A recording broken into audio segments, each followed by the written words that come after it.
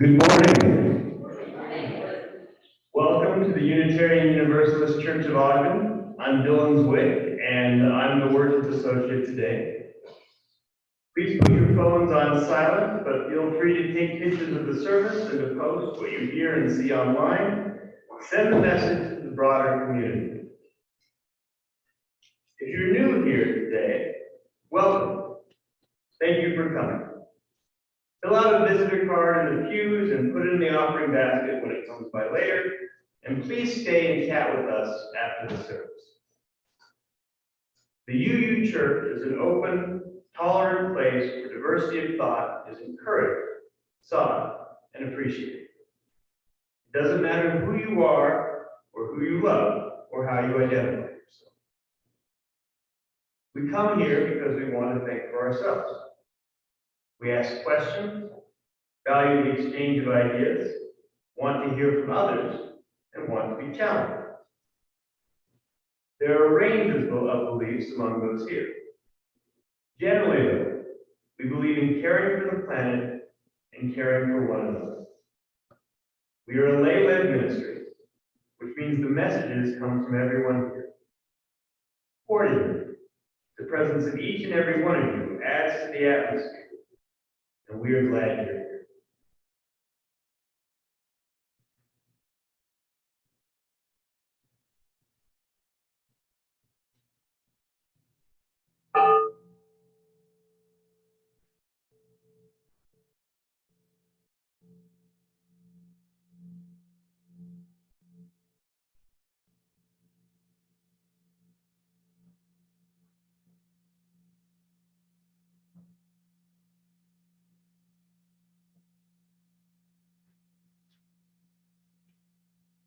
I believe Dean Leake will be lighting the chalice for us today, so please come forward, Dean.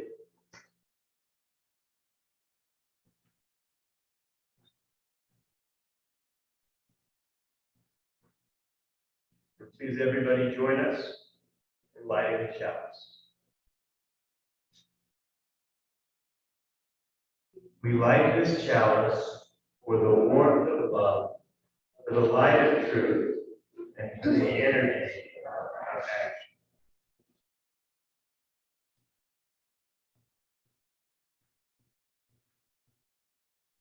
For our opening hymn today, we'll be singing "We'll Build a Land," which is number 121 in the main hymnal, Singing the Living Tradition.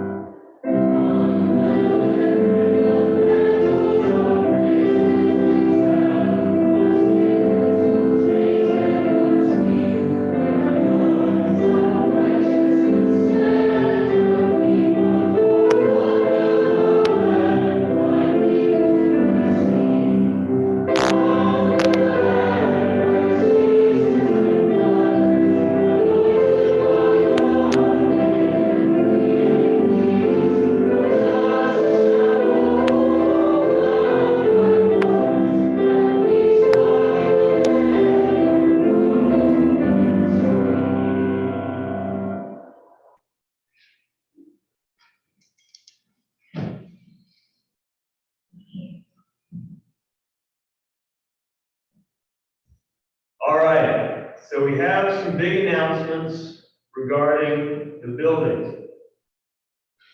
We are under contract. So we've accepted an offer on the building. We are currently in due diligence, but neither side expects this to be an issue. So it's really happening, and we need to move out of here by January 5th, although we'll almost certainly want to be moved out, or mostly moved out, well before then. So thank you to everybody that helped with this. This is bittersweet, but it's exciting, and I think it heralds a great deal of change and hopefully positive change in the year to come. All right, so what do we do now? Well, the first thing that we need to do is we need to sell most of our stuff. Thank you so much to everybody who has been volunteering with the estate sale, and a big, huge thank you to Karen for her leadership on this. We will be having an estate sale here next Saturday, November 12th, and there will be a pre-sale here for members and friends on the night of Friday, November 11th. So you'll be receiving emails about this, but please come, tell your friends, and tell your acquaintances, heck, tell your enemies. We want to get as many people here as we possibly can, because we have a lot of furniture and a lot of things to sell that we cannot be storing at our next place. So you'll find some great deals. Please come one, come all to the estate sale here next Saturday. All right. So where are we going to go once we're out of our building and we've sold most of our stuff? Well, we will be leasing space from the First Presbyterian Church of Ogden. So we are finalizing an agreement with them, and we will be leasing a chapel and an office, and probably a minister's office, as well as 2 rooms in their, they don't call it RE, but I'm going to call it RE, their RE building. So we will have space for RE when we are able to do that again, and we will also have some space there for storage. So we will be moving the things that we want to keep over there during the next 2 months. And currently, we're planning on the first service there being appropriately on New Year's Day, so January 1st, 2023. So we will be here throughout January and December, and our first service will be at the new location, will be on New Year's Day of next year. All right, so besides moving, besides getting a new building, what are we going to do? Yes. So we've reached out to the UUA about hiring a minister. So we've begun the conversation around this process. There's a lot that we still need to figure out and will be figuring out, but now that we have, now that we're reasonably confident that we're going to be selling the building, we are talking to them about how we will go about hiring a minister. And we will, of course, be letting you all know the details as they become available.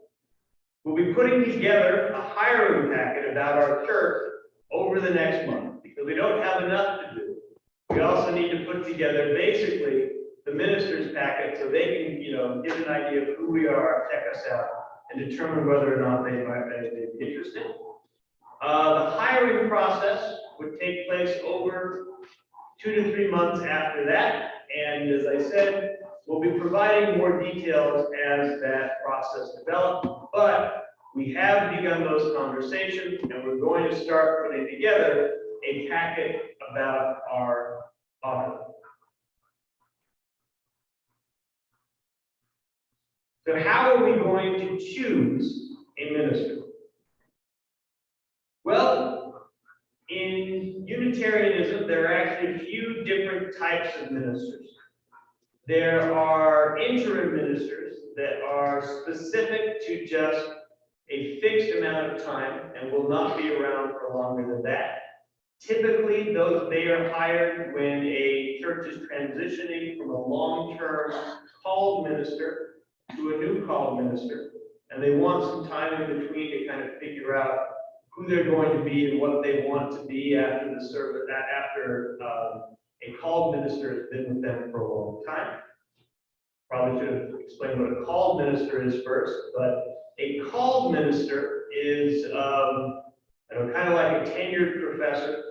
A church will vote as a congregation to call a minister, and the idea behind a called minister is that they are not there for any predetermined length of time. They are basically there for as long as the church wants them there and as long as they want to be there. Typically, those are longer appointments and can even be appointments on the order of 20, 30, sometimes even close to 40 years. A contract position is a position for a fixed amount of time, but there are no restrictions on it in that it cannot be renewed or extended. And there's also the possibility of something called a contract to call. So you can have a contract minister for a year or 2 years or a set length of time within their contract. But if we find out that things seem to be working out for us and things seem to be working out for the minister, we can have a conversation about converting that into a called position. So the UUA has recommended, and I would agree, but we'll be discussing this, that we do a contract position, possibly a 2-year contract position, with the idea that it could turn into a called position if things worked out. We will be forming a ministerial search committee, but the rules are that for a contract position, the final decision is made by the board, and it's a contract between the board and the minister. We will be figuring out the minister we want to hire. First and foremost means figuring out who we are and who we want to be. Because that strategic vision is what we're going to try to communicate to whoever our new minister is. And that minister is going to help us and be a big part of sort of guiding who we are, and even more so who we want to be. So a few things that the UUA made clear to me when I talked to them. They said a minister will not solve our largest problems. So whatever the biggest problems or the biggest issues or the biggest changes are that we want to see with our church, a minister can be a part of that conversation. A minister can be an assistant in solving those issues. But fundamentally, that is something that we need to do and that we need to take point of, and that we need to figure out for ourselves. What a minister might be able to do is to provide us with the space and bandwidth to address problems and issues or desires that we have that we haven't really been able to do previously. And I kind of feel that, right now, we're sort of on maintenance mode. Maybe you even call it life support. I think we're in a situation where we're trying to keep the lights on and focus on things like growth and expansion, or even programs like RE, are things that we haven't had the time to do, but that I really hope we can spearhead and take the time to do once we have a minister that can sort of provide the foundation for keeping the lights on, keeping the church going, keeping us all right. But that's a conversation that we will have amongst each other as a church in terms of who we want to be and who it is that we want to hire. All right. Coffee service today will be in the boardroom/library instead of downstairs in the cafeteria. So the reason for that is that is the main room for the estate sale, and so it's very crowded. And so coffee after church will be still offered, but it will be in the boardroom/library. It's just right up the ramp, right over there. Love to talk about any of this with any of you after after our service today. Transitioning into our service today, Veterans Day is this Friday, November 11th. And Holly Leake has a service for us today about veterans, both military and otherwise, in our lives. Thank you, Holly.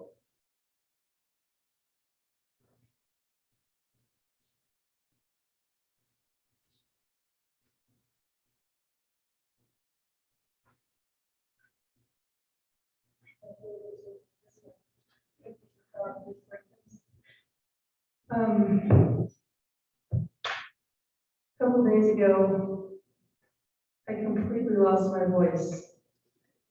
Yeah, and it's really fun to be a high school teacher who can't talk. I discovered Google Translate and type and it will speak it for me. Yeah, pretty cool. So my kids, they help me a lot. So I've got my voice back for this week. I hope you can hear me. And I wrote a little something about what Dylan said there too. So good morning. Today's message is about celebrating those who serve, and it's inspired by upcoming Veterans Day, but I'm taking that celebration a little bit further. So this Friday, banks, post offices, and non-essential government agencies will be closed in honor of those who have served in the armed forces.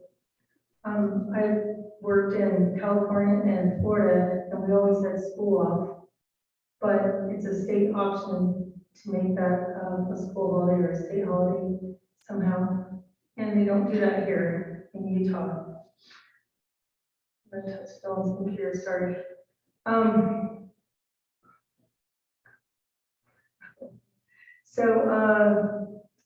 The question always, why this Friday? So a lot of kids don't understand that it even what it is or that it is a holiday because it isn't for them. It never was in school. But when I was growing up, it was a holiday and it meant something. My mom always put the flag out and we understood it. But it started in 1926. November 11th was declared Armistice Day by congressional resolution. And then in 1938, it was a congressional act, Armistice Day on November 11th. The point was to recognize all who served in World War I, and November 11th was a special day because the fighting stopped that day in the 11th hour of the 11th day of the 11th month. So November 11th was special. There are a few holidays that move around on the calendar depending on what's convenient that they may do on Monday, but not Veterans Day. It didn't become Veterans Day, a more broad recognition of all who served in the military in some capacity, until 1958, when President Eisenhower signed it into law in order to recognize the number of people who served during World War II. In the 1970s, this is interesting, I didn't know this, but in the 1970s, Veterans Day had a brief stint as different days in October because of a uniform holiday bill. A bill that passed to make a 3-day weekend, make sure that all holidays were like 3-day weekends. So they did Veterans Day when it was convenient to make it 3-day weekend. But President Ford returned it to November 11th after a couple years of confusion and disorder apparently. So this Friday, we especially recognize those who served in our armed forces for at least 6 to 24 months of service, depending on the website you read, or who became disabled or died at any point after enlisting. The status of veteran is significant for reasons of eligibility for housing loans and things like that. So there are specific guidelines for exactly who gets to be a veteran. But basically, if you've served for a number of months at least, and been discharged honorably, you're considered a veteran. Actually, I think even if you're dishonorably discharged, you're still a veteran. Veterans Day is for all who were discharged, whether they were war veterans or combat veterans, that doesn't matter. You don't have to give them 20 years, but if you did, you're called a retired veteran. And if you served in any way, November 11th is a day to thank you. If you want to be thanked, that is. Because a Washington State news station took a survey 3 years ago and found that nearly half of those who responded did not wish to be thanked. I know a lot of people who are very humble about the time in their life that they committed to military service. If your beloved veterans are such humble people, thank them quietly. If you're out and about on Friday and you see anyone in uniform or wearing a hat, a baseball cap, usually acknowledging their participation in the military, you might want to nod at them and thank them for their service. We have veterans here in our congregation. If you're so inclined, please stand for a moment so we can see you and know over the pledge.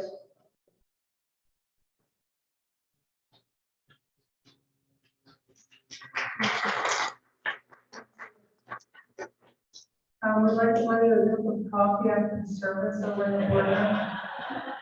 Thank you.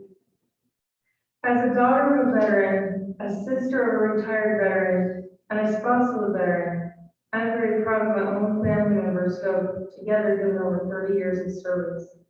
I honor them. I will be thinking of them on Friday. I'll thank the two who are living, and I'll say a silent prayer of thanks for all who have served and who currently serve. With the official holiday coming up, I wanted to be sure that we didn't miss the chance to acknowledge our military veterans, but I also wanted to expand on the concept of service and dedication of life and energy to serving others. Please allow me to pivot at this point. November 11th is for our military vets, but it got me thinking about those who made sacrifices of different kinds in order to help make the world a different place. I'm the proud mother of 2 children who earned Bachelor of Science degrees.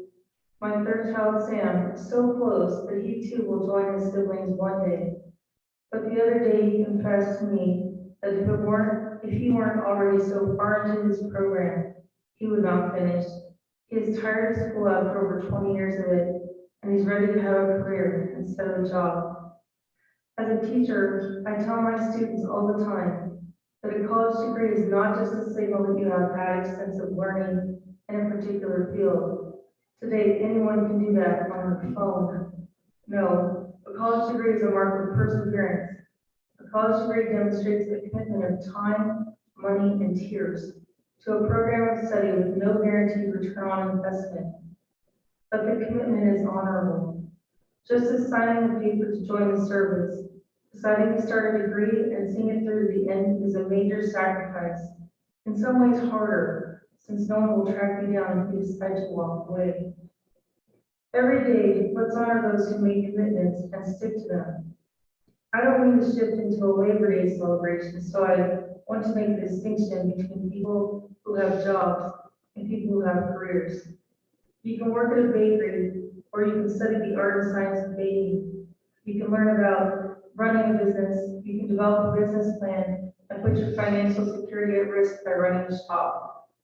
That sort of dedication to doing what you love in the service of others is what I'm talking about. Police officers and public safety officials don't gear up and go out and meet public just for a paycheck. Or if they do so, they don't last in the job. Veteran peace officers risk their lives doing what they have practiced and studied. They subject themselves to ire and abuse, but still do their jobs. Their love of the good in people and the potential for peace makes career police officers so valuable. How about healthcare workers? Career doctors and nurses are critical to our physical well-being. It takes years to develop patience and confidence working with people who are often in pain and scared. Facing such emotions day in and day out must wear on these people, but they persevere. They dedicated themselves to their path. They studied and they grew and learned as they worked. Thank goodness for their service to the public. It would be self-serving to talk about teachers. I won't. But I will say that teachers starting today have it harder than teachers have had it for many, many years. And those who can stay dedicated to serving our youth and our adult learners will be veterans worthy of celebration. As with any profession, a person isn't automatically gifted on day one. Time makes pearls. Anyone who labors at a job they love, maybe not every day, but that they are proud to do. These people are the platinum cogs in our social system. When you care about what you do and you strive to do the best at doing it, you're on the path to being a veteran worker in our society, a mentor and an example. And a job doesn't have to be something you do for money. I'm sincerely grateful to those who built up this church and stuck with it. Those who don't live here, but who continue to support us. Those are veteran UUs. Let's face it, we're the kooky church, the hippy-dippy peace lovers who hug a lot. A couple months ago, we heard from people about why they keep coming, why they are UUCO veterans. We commit to making the world a better place together, embracing our principles to project kindness and compassion to the world. If you are new to Unitarian Universalism, welcome. With a few exceptions, many of us were new to Unitarian Universalism once. If you choose to stay, thank you. Your commitment of time, talent, and treasure will one day make you realize that you are a veteran of an important fight for peace, just as all who serve ultimately move us in that direction. Thank you.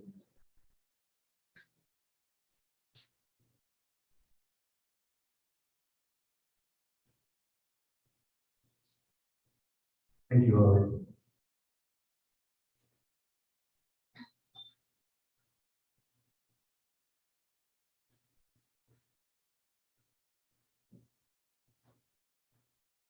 Now have our prayer and sacred silence. Take a moment to think, or just close your eyes, relax, drift into the space of sacred silence as you think about those on your mind. We send healing thoughts of love to those struggling with any of the troubles that afflict us. Now whisper and speak the names of others, lifting them up in the sacred space.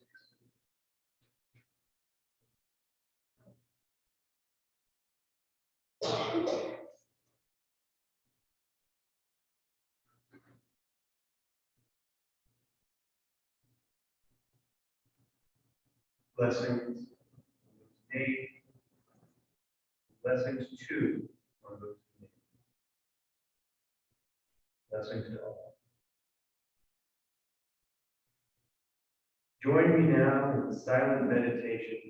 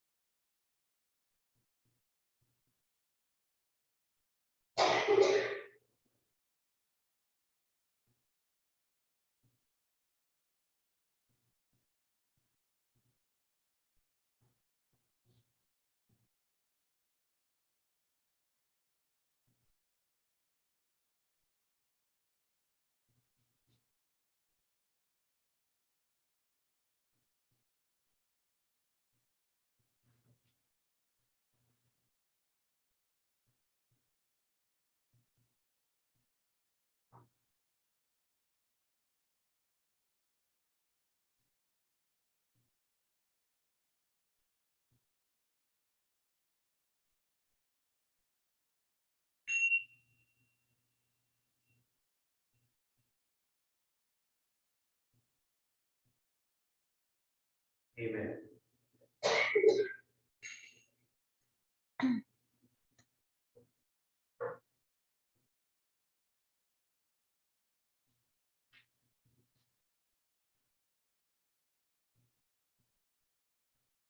We will now have our offertory with candles and stones. Please feel free to come up and light a candle of hope or discard a stone of worry. And please join us in calling for the offering. And I have 2 to 4 from the pews help with the baskets.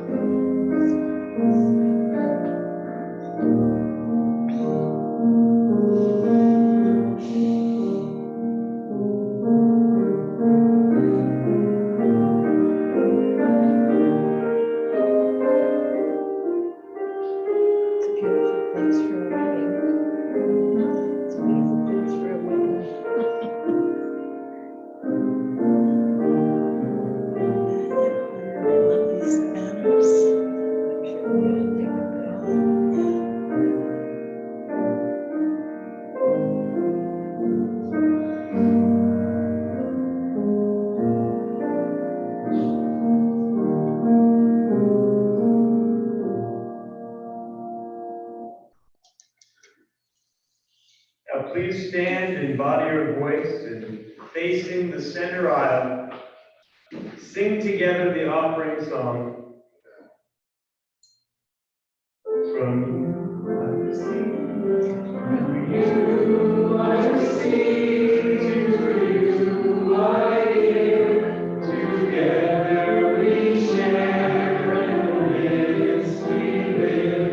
From you I receive, to you I give, together we share in the midst we live.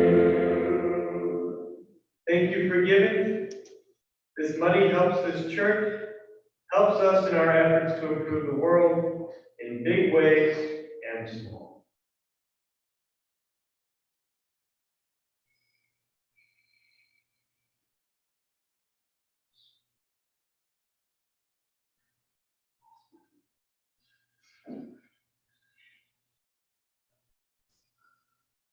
Our closing hymn today is number 118 in the main hymnal, Singing the Living Tradition.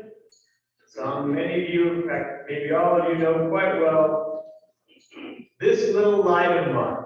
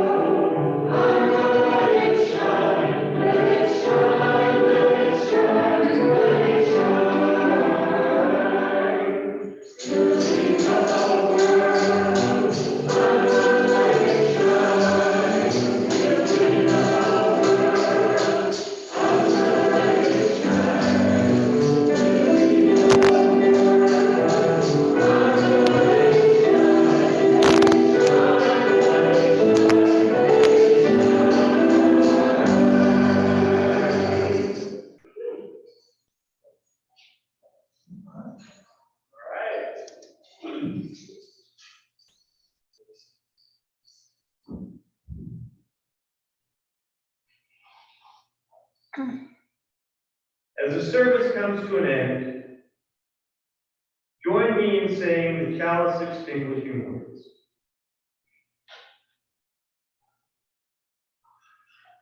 Extinguish the chalice, but not the warmth of love, the light of truth, nor the energy of action.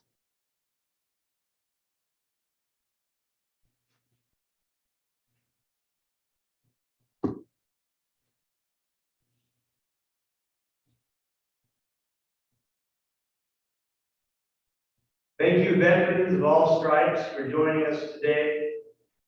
Hope you all have a wonderful Sunday and a wonderful week. If you haven't yet, don't forget to vote by Tuesday. And please join us for coffee and conversation in the boardroom/library immediately after the service. Thank you.